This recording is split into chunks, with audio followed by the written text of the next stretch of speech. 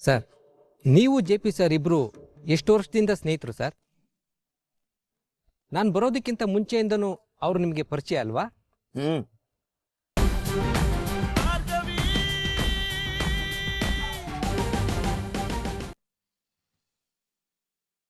ಅಣ್ಣಂಗೆ operation ಆದಾಗ ಎಷ್ಟು ದುಡ್ಡಿನ ಸಹಾಯ ಮಾಡ್ದ ಅವನು. ಹಾಗೆ ಭಾರ್ಗವಿ ನನ್ಗಿಷ್ಟ ಅನ್ನೋ ಸತ್ಯನ ಬಂದು ನಿಮ್ಮ ಹತ್ರ ಹೇಳ್ದ. ಅದಾದ್ಮೇಲೆ ನಮ್ಗೆ ಎಷ್ಟು ಸರಿ ಸಹಾಯ ಮಾಡಿಲ್ಲ ಅದಕ್ಕೆ. ಈ ಮನೆ ಮಗನ್ ತರ ಇದ್ದ.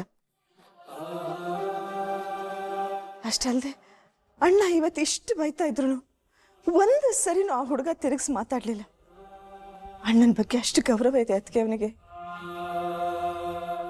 ಅವರಿಬ್ರು ಏನೋ ಇಕ್ಕಟ್ಟಿನ ಪರಿಸ್ಥಿತಿನಲ್ಲಿ ಸಿಕ್ಕಾಕೊಂಡಿದ್ರು ಅನ್ಸತ್ತೆ. ಇಲ್ಲಾಂದ್ರೆ ಅವ್ರು ಹೀಗೆ ಮಾಡ್ತಿರ್ಲಿಲ್ಲ ಅದಕ್ಕೆ.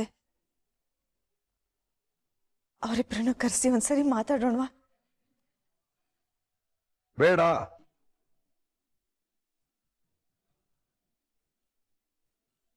ಅಲ್ಲ ಅಣ್ಣ, ಕೂಸು.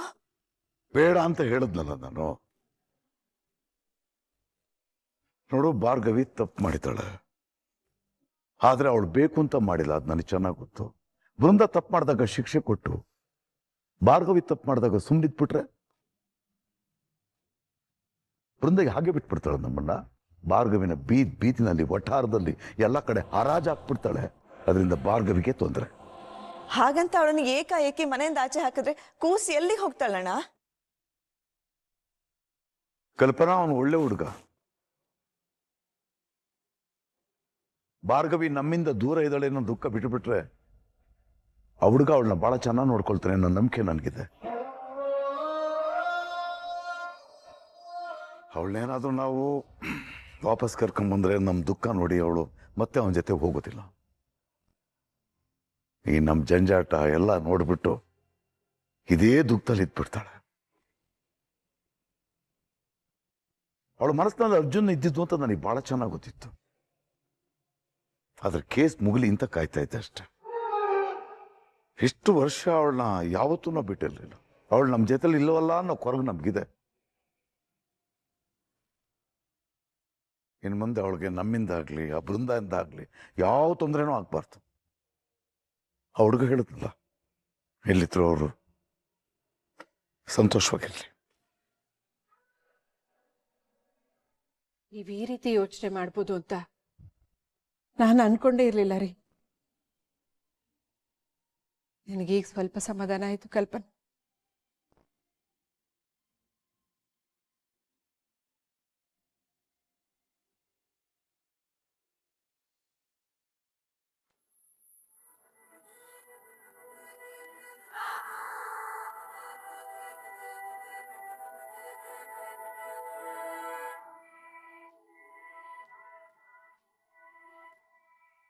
ಬೃಂದ, ಇದೇನು ಹೀಗೆ ಬಾಗಿಲು ಕಾಯ್ತಾ ನಿಂತಿದ್ಯಾ?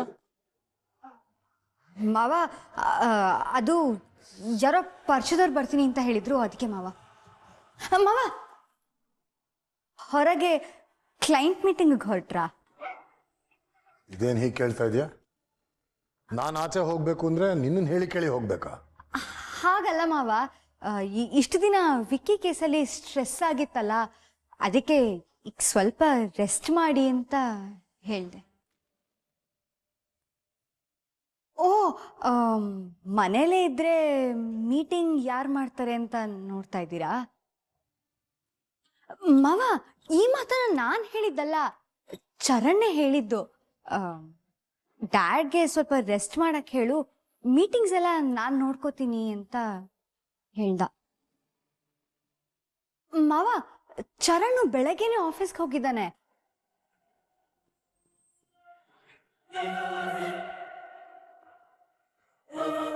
ಗುಡ್.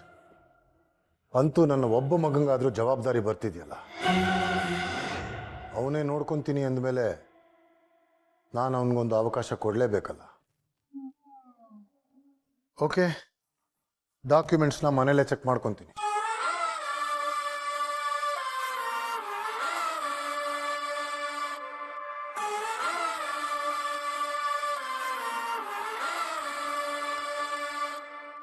ಬನ್ನಿ ಬನ್ನಿ, ಇವತ್ತು ನನ್ನ ಪ್ಲಾನ್ ಪ್ರಕಾರ ಮಾವನು ಮನೇಲೇ ಇದ್ದಾರೆ. ನೀವು ಬಂದ ತಕ್ಷಣ ಮನೆ ಸೂರೇ ಕಿತ್ತು ಹೋಗೋ ಥರ ಬೈತಾರೋ ಅಥವಾ ಭಾರ್ಗವಿನ್ ನೋಡಿ ಆಗೋ ಶಾಕಿಂದ ಅವಳು ಕತ್ತಿಡ್ದು ಆಚೆ ದಪ್ತಾರೋ ಅಥವಾ ಅವ್ರಿಗೆ ಬರೋ ಕೋಪದಲ್ಲಿ ನಿಮ್ಮ ಜೀವನೇ ತೆಗಿತಾರೋ ಏನೋ. ಒಟ್ನಲ್ಲಿ ಇವತ್ತು ಆ ಭಾರ್ಗವಿಗಾಗೋ ಅವಮಾನನ ನೋಡಿ ನಾನು ಕಣ್ ತುಂಬಿಕೊಳ್ಳೇಬೇಕು.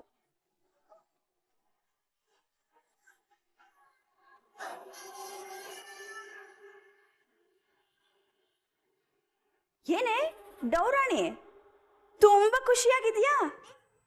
ಯಾರ ಮನೆ ಹಾಳು ಮಾಡಿರೋ ಸಂಭ್ರಮನೋ ಇದು? ಚಿಕ್ಕತ್ತೆ, ವಿಷಯ ಅದಲ್ಲ. ನಾನೊಂದು ಸರ್ಪ್ರೈಸ್ ಗಿಫ್ಟ್ ಆರ್ಡರ್ ಮಾಡಿದ್ದೀನಿ. ಗಿಫ್ಟಾ?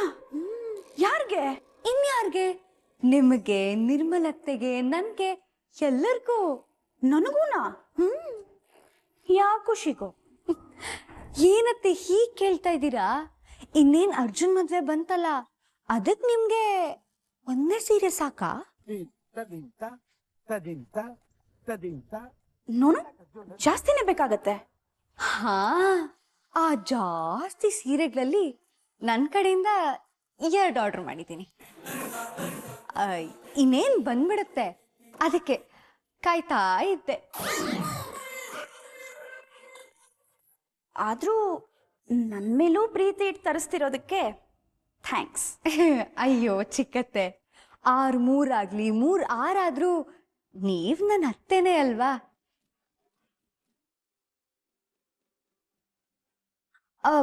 ಇನ್ನೇನ್ ಬಂದ್ಬಿಡುತ್ತೆ. ಸೀರೆನ ನೀವು ಸ್ವಲ್ಪ ಇಸ್ಕೊಂಡ್ಬಿಡ್ತೀರಾ? ಬಟ್ ಪೇ ಯಾರು ಮಾಡ್ತಾರೆ? ಅಯ್ಯೋ ಚಿಕ್ಕತ್ತೆ, ಪೇಮೆಂಟ್ ಆಗಿದೆ, ಸೀರೆ ತಗೊಂಡ್ರೆ ಸಾಕು. ಸರಿ ಸರಿ. ಓಕೆ.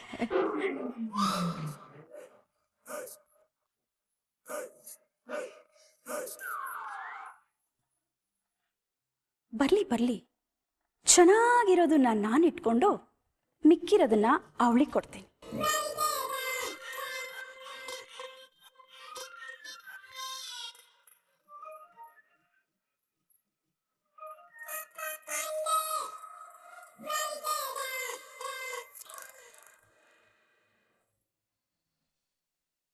ಸರ್, ನೀವು ಜೆ ಪಿ ಸರ್ ಇಬ್ರು ಎಷ್ಟು ವರ್ಷದಿಂದ ಸ್ನೇಹಿತರು ಸರ್? ನಾನು ಬರೋದಕ್ಕಿಂತ ಮುಂಚೆಯಿಂದನೂ ಅವರು ನಿಮಗೆ ಪರಿಚಯ ಅಲ್ವಾ? ನನ್ನ ಜೀವನದಲ್ಲಿ MLA ಅನ್ನೋ ಪದವಿ ಬರೋದಕ್ಕೆ ಮುಂಚೆಯಿಂದನೂ ನನ್ನ ಅವನ ಸ್ನೇಹ ಸುಮಾರೊಂದು 15-20 ವರ್ಷ ಇರಬಹುದು. 15-20 ವರ್ಷನಾ? ಹೌದು. ಇದ್ಯಾಕ್ರಿ ಇದ್ದಕ್ಕಿದ್ದ ಹಾಗೆ? ಅದೇನಿಲ್ಲ ಬಿಡಿ ಸರ್. ಸರ್, ಇವಾಗ ನಾವು ನೇರವಾಗಿ ಮನೆಗೆ ಹೋಗೋದಾ ಅಥವಾ ಬೇರೆ ಕಡೆ ಎಲ್ಲಾದ್ರೂ ಹೋಗ್ಬೇಕಾ ಸರ್? ಮಾತು ಮರೆಸ್ಬೇಡ್ರಿ, ಅದೇನು ಅಂತ ಹೇಳಿ. ಸರ್, ಅವತ್ತು ಅರ್ಜುನ್ ಅವರು ಮದುವೆಯಿಂದ ತಪ್ಪಿಸ್ಕೊಂಡು ಹೋದ್ರು ಅಲ್ವಾ? ಜೆ ಪಿ ಸಾರು ಅಷ್ಟೊಂದು ಸಿಟ್ಟು ಮಾಡ್ಕೊಂಡಿಲ್ಲ ಅಲ್ವಾ ಸರ್? ಅವ್ರ ಜಾಗದಲ್ಲಿ ಬೇರೆ ಯಾರಾದ್ರೂ ಇದ್ದಿದ್ರೆ ಇಷ್ಟೊತ್ತಿಗೆ ಮಗನ್ನ ಮನೆಯಿಂದ ಆಚೆ ಹಾಕಿರೋರು. ಅವನನ್ನ ಮನೆಯಿಂದ ಆಚೆ ಕಳ್ಸಿದ್ರೆ ನನ್ನ ಮಗಳು ಅವನ ಜೊತೆ ಬೀದಿಲ್ ಸಂಸಾರ ಮಾಡ್ಬೇಕಾ? ಒಂದನ ಒಪ್ಪಿದ್ದಿದ್ರೆ ಅವನ್ ಯಾವತ್ತೋ ಕರ್ಕೊಂಡು ಬಂದು ಮನೆ ಅಳಿಯನ್ ಮಾಡ್ಕೊಳ್ತಾ ಇದ್ದೆ. ಆದ್ರೆ ನನ್ನ ಮಗಳಿಗೆ ಅದೇ ಮನೆಗೆ ಸೊಸೆಯಾಗಿ ಹೋಗ್ಬೇಕು ಅನ್ನೋ ಆಸೆ ಇದೆ. ನಮ್ಮ JPನೂ ಇದೇ ಕಾರಣಕ್ಕೆ ಅವನನ್ನ ಮನೇಲೇ ಇಟ್ಕೊಂಡಿದ್ದಾರೆ. ಮೂರ್ತಿ, ನಿಮಗೆ ಬೇಡದೇ ಇರೋ ವಿಷಯಕ್ಕೆಲ್ಲ ತಲೆ ಹಾಕ್ಬೇಡಿ, ಕೆಲಸ ನೋಡ್ಕೊಳ್ಳಿ. ಕ್ಷಮಿಸಿ ಸರ್, ವಂದನಾ ಮೇಡಮು ನನ್ನ ಕಣ್ಮುಂದೆ ಬೆಳೆದವ್ರಲ್ವಾ, ಅವ್ರಿಗೆ ಮೋಸ ಆಗ್ಬಾರ್ದು ಅನ್ನೋ ಕಾಳಜಿಯಿಂದ ಹೇಳಿದೆ ಸರ್, ಅಷ್ಟೇ. ಇದರಲ್ಲಿ ವಂದನಾಗೆ ಅನ್ಯಾಯ ಆಗೋದೇನಿದೆ ರೀ? ಯಾವತ್ತಿದ್ರೂ ಅರ್ಜುನ್ ವಂದನಾನೇ ಮದುವೆ ಆಗೋದು. ಸರ್, ಅಂದ್ರೆ ನಿಮ್ಗಿನ್ನೂ ವಿಷಯ ಗೊತ್ತಿಲ್ಲ ಅನ್ಸುತ್ತೆ. ನಾನು ಹೇಳ್ತೀನಿ ಸರ್, ನಾನು ಹೇಳ್ತೀನಿ. ಮೊನ್ನೆ ಆ ಸಂಧ್ಯಾ, ಆ ಲಾಯರ್ ಭಾರ್ಗವಿನ ನಮ್ಮ ಹುಡುಗರಿಂದ ಕಾಪಾಡಿದ್ದು ಅರ್ಜುನ್ನೇ ಅಂತೆ ಸರ್.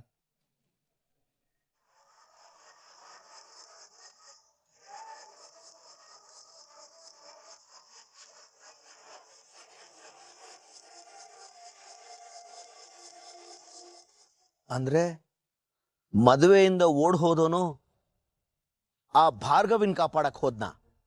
ಅದೇ ನನ್ನೂ ಕಾಡ್ತಿರೋದು ಸರ್. JP ಸಾರ್ ಮಗ ಆ ಲಾಯರ್ ಭಾರ್ಗವಿನ ಯಾಕೆ ಕಾಪಾಡಕ್ ಹೋಗ್ಬೇಕು? ಇದೆಲ್ಲ JP ಸಾರ್ ಗೊತ್ತಿಲ್ವಾ? ಅಥವಾ ಗೊತ್ತಿದ್ದು ನಿಮ್ಮಿಂದ ಮುಚ್ಚಿಡ್ತಾ ಇದ್ದಾರಾ ಅನ್ನೋ ಡೌಟಲ್ಲೇ ಕೇಳಿದೆ ಸರ್. ಸಾರಿ.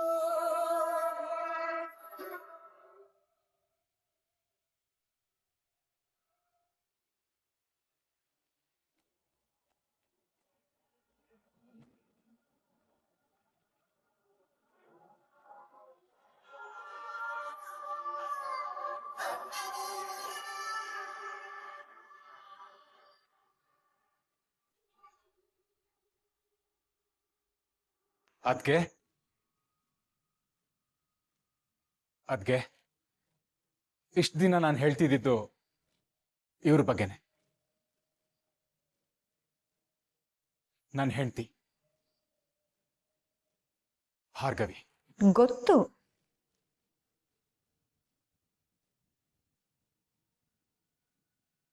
ಗೊತ್ತಾ? ಐ ಮೀನ್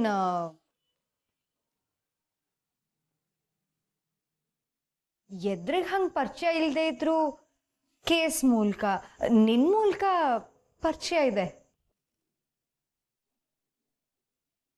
ಮೇಡಮ್, ನಾನು ಹೇಳಿದ್ನಲ್ಲ, ಇವರೇ ನಮ್ಮತ್ಗೆ.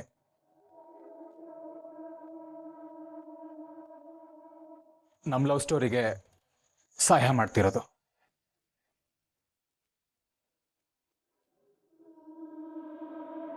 ನಮ್ಗೇನೇ ತೊಂದರೆ ಆದ್ರೂ ಇವ್ರು ನಮ್ಮ ಜೊತೆಗಿರ್ತಾರೆ ಮೇಡಮ್.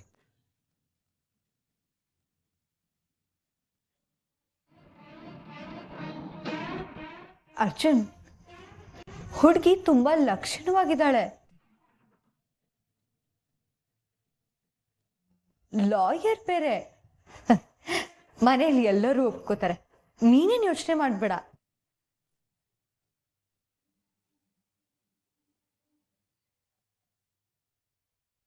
ಅದಕ್ಕೆ ಯಾಕೋ ಭಯ ಆಗ್ತಿದೆ ನನಗೆ. ಯಾಕೋ ಹೆದರ್ತೀಯ?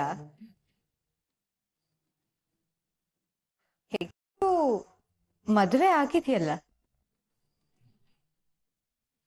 ನೋಡ್ತಿರು, ಎಲ್ಲರೂ ಖುಷಿಯಿಂದ ಇವಳನ್ನ ಮನೆ ಸೊಸೆ ಅಂತ ಒಪ್ಕೋತಾರೆ.